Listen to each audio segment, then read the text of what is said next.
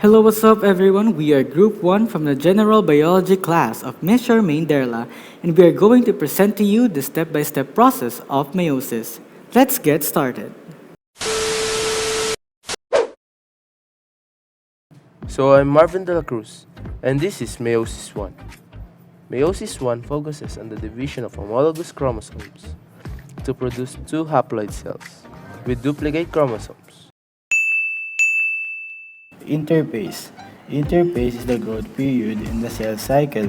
Gap 1 is the first part of cell cycle, wherein the cells carries out its normal metabolic function. The second is synthesis, which refers to the time that cells make a copy of genetic material in form of nuclear DNA. The third is gap 2. This stage contains critical checkpoint before transitioning to the next stage. And let's proceed to prophase 1. Prophase 1 is characterized by the breaking down of nuclear envelope. Spindle fibers begin to assemble. Duplicated chromosomes condense, and they cross over at a point called chiasma. The next stage is the metaphase 1. In metaphase 1, the pairs of homologous chromosomes are randomly moved by the spindle fiber to the equator of the cell. And after the metaphase 1 is the anaphase 1. So anaphase 1 is homologous chromosomes separate from each other. And the last stage is telophase 1 and cytokinesis. Telophase 1 is when the individual chromosomes that have been pulled in opposite directions now gather at each pulse. Both poles contain one chromosome from each pair of the homologous chromosomes. There is also a reappearance of the nuclear membrane and disassembly of spindle fibers.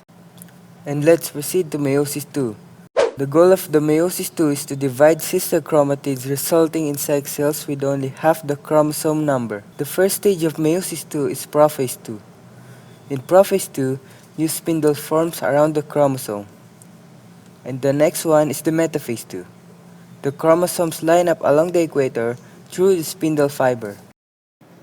And the next one is anaphase 2. Centromeres divide and sister chromatids are individually pulled apart then moved to opposite poles of the cell.